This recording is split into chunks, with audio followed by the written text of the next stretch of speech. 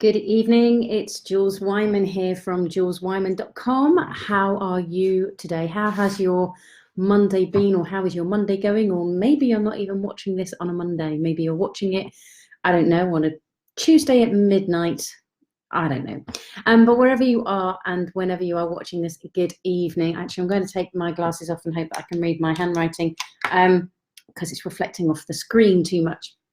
So, this evening, as per ever, my invitation is for you to join in the conversation as much as you would like and at any time. Please do not wait for me to invite you to type in, like you can do right now. For those of you that are joining live, do drop down and say hi. Although I have to say, and I can't remember whose name it was to give you a shout out again, but there were at least 3 people, I think it was after last week and the week before, that messaged me on the replay and said hi. So yes, of course I can't say a live hi out to them, but I can go in and type in, which is what I do. So whether you are watching this live right now and can just quickly type in hello and I will give you a shout out, or whether you are watching it on the recording, in which case you can write text in the comments box at any point, hello, or join in the conversation on the topic that we're going to be talking about this evening.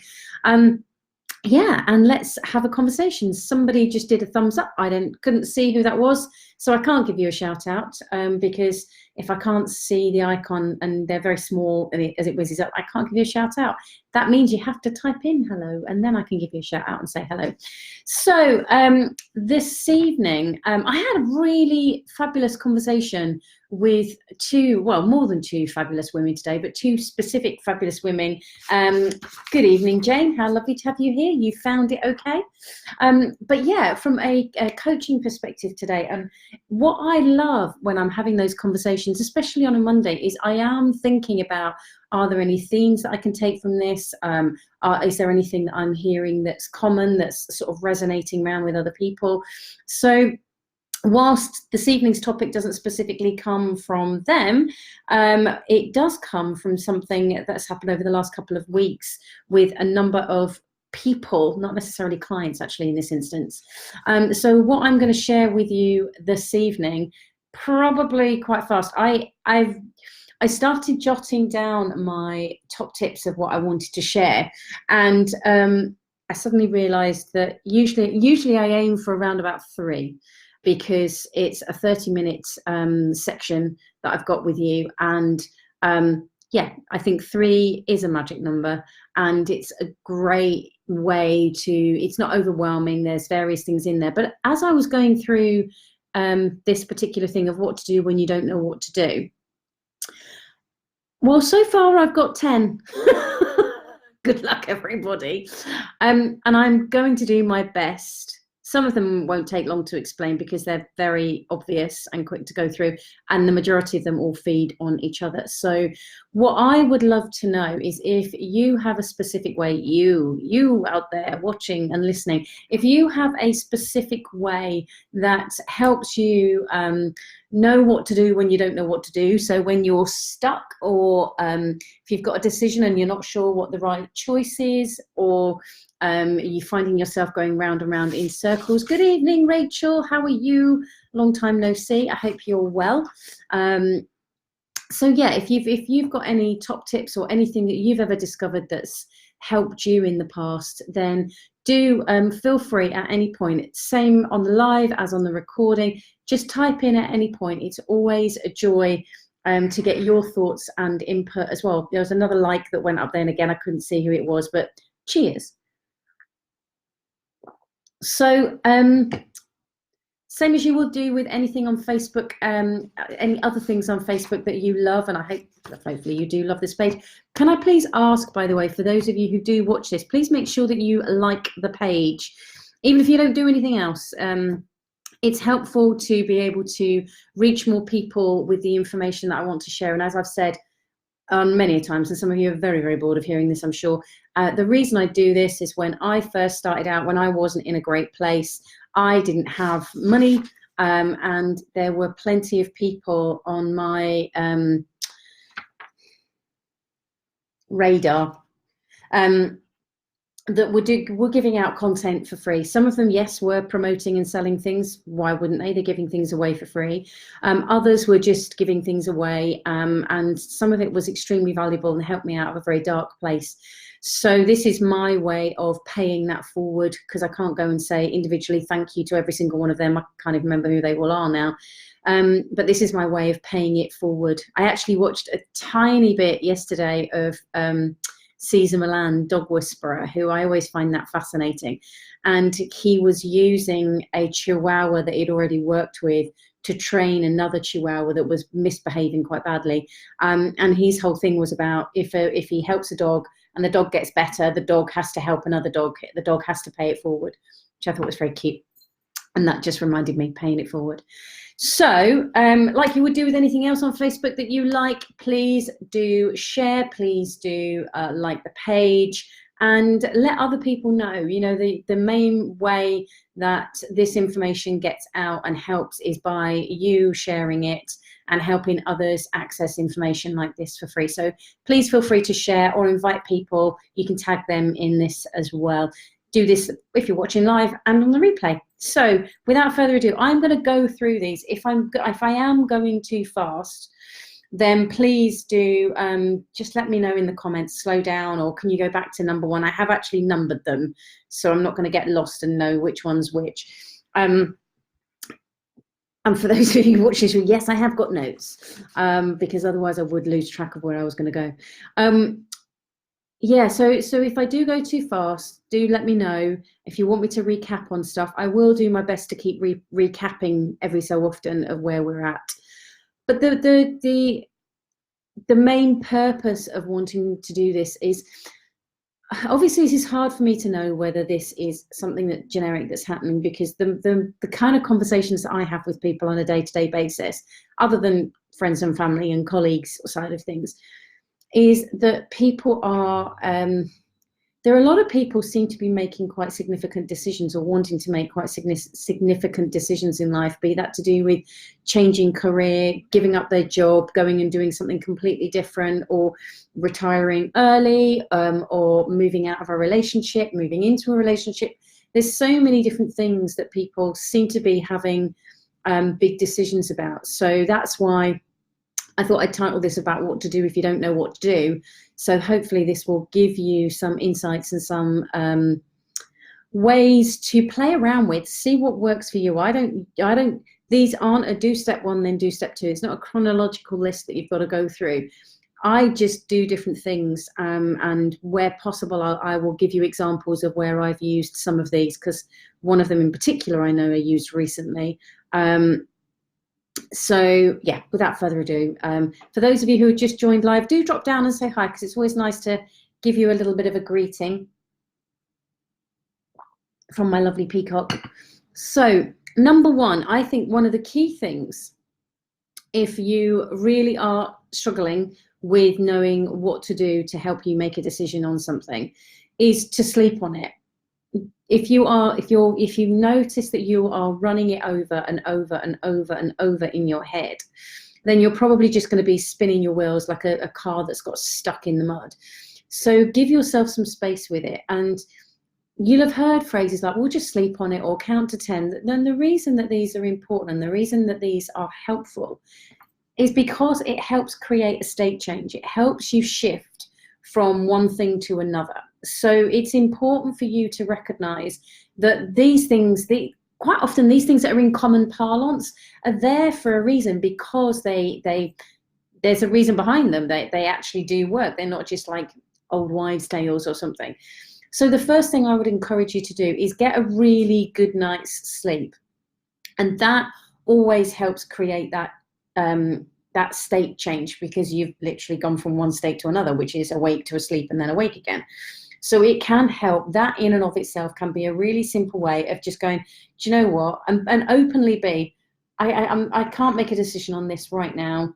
I'm going to sleep on it. Obviously, if you're driving a car, don't do it right then and there, but make sure that you state it out loud so that you can let your thinking mind know, now is not the time. I'm going to sleep, and then in the morning, I'm going to rethink from that place there. And Rachel's just put a couple of brilliant ones up, one of which I will come to. Going for a walk is a brilliant one. Absolutely, for exactly the same reason, is that it creates a state change. You're putting your body into a different physiology. And by being in that different physiology, that can help shift and help you get the clarity. But there's also a lot of research around the power of us being in nature, and how so many of us, and don't ask me to quote the research at this moment because I wouldn't be able to do it on time. And if my friend Tabby happens to be watching this, she's your lady. She would be able to quote things back at you. But if I remember correctly, the earth vibrates, the vibration it creates is the same. And when somebody goes into a deep state of meditation, those two things align.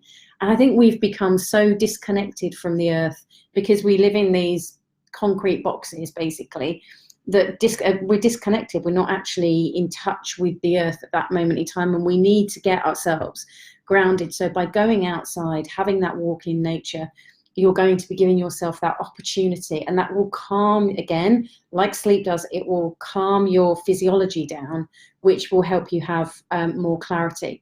So that's a great one.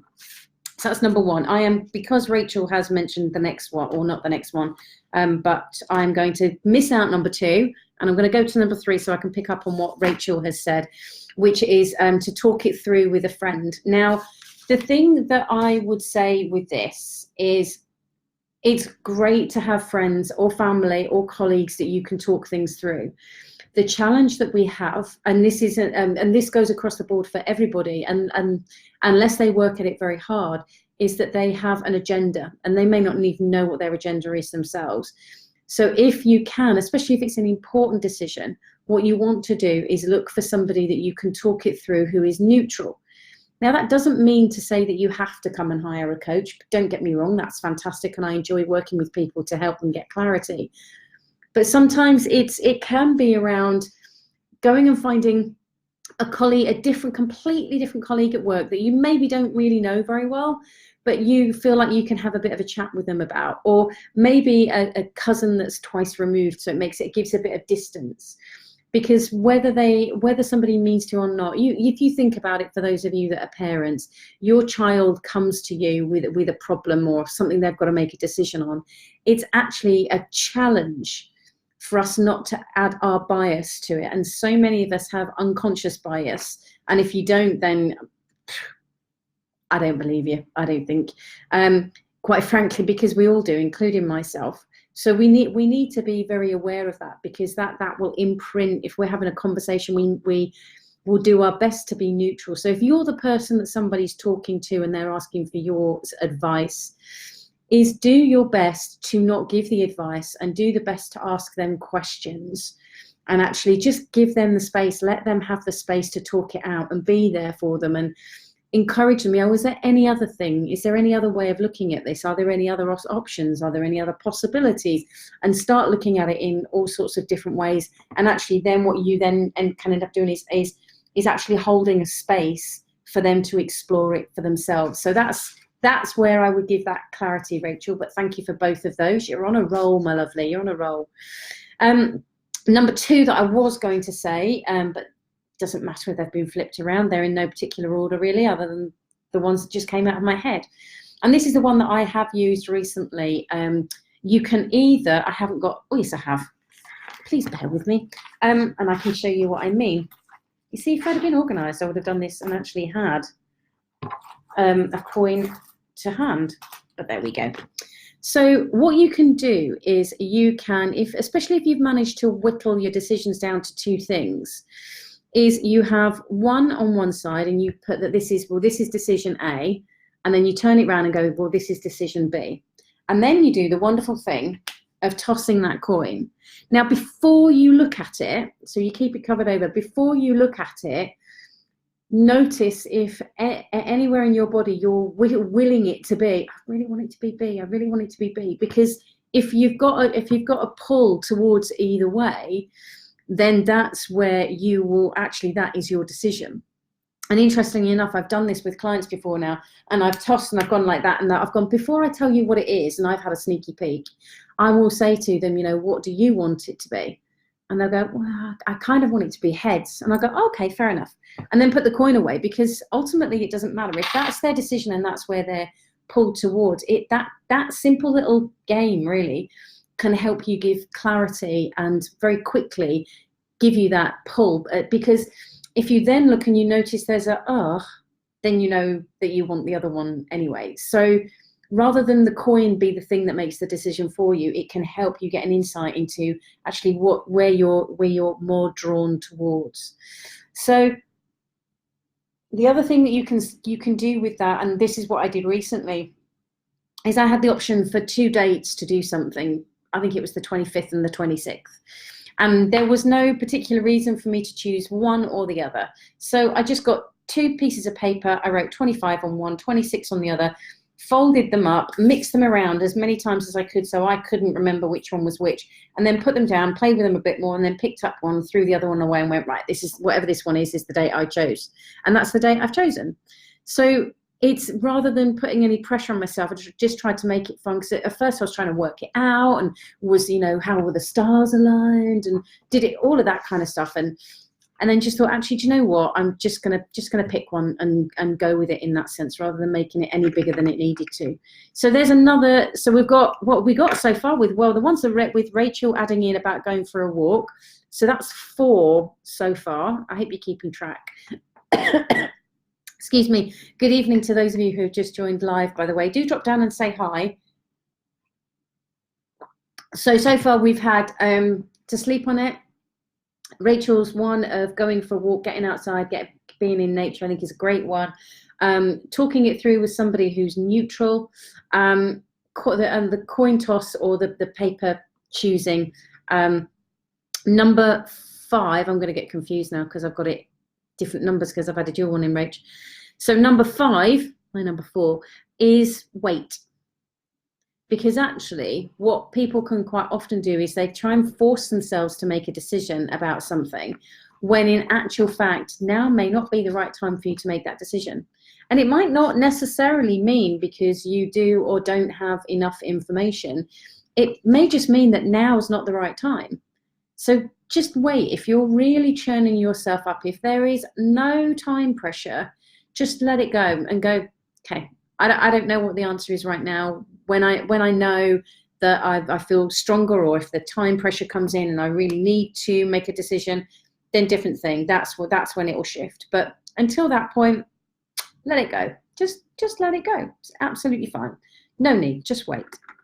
So this will be number 6. And this is an exercise, and I think I was taught this by a coaching friend of mine, but I've got a feeling that it was that it's an original exercise from Dr. Joe DiMartini. I could be wrong, so if you're watching Dr. Joe, then I am sorry, but this is where I think it comes from. Maybe it's come from somewhere else. Some of you will assume that this is a pros and cons list, but it's not. It's a benefits drawbacks list. So it's making 2 columns and having a benefits and a drawbacks. Now, rather than doing a pro or a cons list, because immediately that's forcing you to think about what's good and what's bad. And what tends to happen when most people do a pros and cons list is that they will write out all the pros and then they'll write all the cons. So there's always a stronger pull between one or the other. Now this isn't the purpose of this particular exercise. And I've done this for myself many times. I've done this with clients, and it's really interesting because of the specific way to do the exercise. So you get a piece of paper, and I don't know what's on the back of there. Oh, I can't show you that because it's the back of a slide. And just draw 2 columns. And benefits goes up at the top of one column, and drawbacks goes at the top of the other column. And what you do with whatever it is that you've got to make the decision about, or the whatever it is you've got to do, is you put one benefit in the benefits column, obviously, and then you go to the drawbacks column and write one there. Then you go back to the benefits column and then the drawbacks, benefit, drawback, benefit, drawbacks, and so on and so forth, and keep the list balanced. Now, what I personally experience and professionally experience when I'm working one-on-one with clients, when I'm doing that exercise, is it always does exactly the same thing, which it neutralizes. It takes away the heightened emotion around the situation and supports people to actually be able to get clarity on what it is that they want to do, without it being a heightened emotion. So therefore, without that heightened emotion, they're not stressing so much about it all, which means that it's like the fog lifts and you get the opportunity to go, oh, that seems like the right direction for me, or that's the choice I want to make, or that's the decision. And it helps ease things out, so you come from a far more neutral perspective. The important thing is that you always do you do the benefit, then the drawback, and then the benefit, and then the drawback, and so on and so forth. And if you find yourself getting stuck, you don't move on to the other column. You keep on that column until you found something before you move on to the next one. And very often what I notice is people will say that I can't think of anything. But in actual fact, they always do. You push them a little bit and they will keep going. And this neutralized way of looking at it just makes things just far more easier, basically. I missed that one, Rachel. That's brilliant. I just find talking to someone can often bring clarity before they even share their view. Perfect. Absolutely perfect. So a lot of the time that is about them holding space. I think a lot of the time with that is because most of the time people just want to be heard. And when we speak, it's the first time we hear something out loud. We might have had the idea up here, but it's the first time we've heard it out loud. And when we've heard something out loud for the first time, that's where we can get clarity. So you can also try speaking to yourself quite loudly, close to a wall or in the car, because the sound will bounce back from the windscreen. Don't worry about what anybody else is thinking around you. It's a perfect opportunity if you're stuck in a traffic jam. Just have that conversation and see what happens. Told you I was going to speak fast. 22 minutes already gone. That's just crazy. Okay, so something that I found interesting as well is if you've got a decision to make, sometimes I think what can be too impactful and too weighty is the fact that we call it a decision. Because I think very often people see the decision as final, and sometimes it may be final. And there are often times when a decision isn't final, but if we refer to it as a decision, sometimes it can become too intense and people then back away, and that's what causes that wheel spin of not being able to make a decision. So just try what would happen if you switched it from a decision to I've got a choice to make, or I've got some options, or I've got some possibilities to look at. Just play around with changing the word and see what happens for you. So you could write out what the decision is, and then see. You're very welcome, Rachel, and great ideas coming from you as well, my lovely. Thank you for your input. Just play around with changing the word. So I've got this decision to make about. I've got this choice to make about. I have options around. There are possibilities around. Have a play around with changing the language and see what happens. It's for some people, just by shifting that language, it can make things lighter, and therefore it can become easier to make whatever the choice, or choose the option that are going forward, rather than seeing it as that decision cut off. That's it. I'm never going back in the other direction.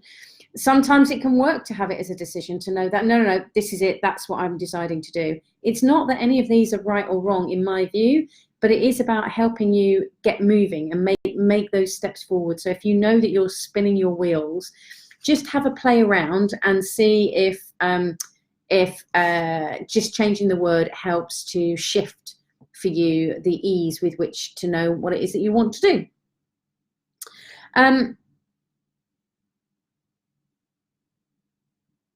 just having a quick look and a breather to see what would be the most appropriate one to do next if I don't have enough time. Let's keep going with the order I've got them in. So the next thing I think that's really important for us to think about is actually the expectations that we have around the decision that we're making. What are the expectations that we have? Because very often we have an expectation of things to turn out a certain way, and we put so much pressure on ourselves and the situation or the decision that things are going to turn out a certain way, that we then kind of lock on, and we're not sure or convinced as to what to do next, and therefore we can then end up spinning those wheels. So again, my question would be, when you're thinking about whatever the decision or the choice or the option is that you're looking at, is what would happen if I let go of all expectations? So I'm expecting that it's going to fail or go wrong, or this is going to happen. And so if you let go of those expectations, what would then now happen? How would making that choice be if you didn't have those expectations? And even expectations that might be, everything's going to be amazing, everything's going to be fantastic, everything's going to be working out amazingly.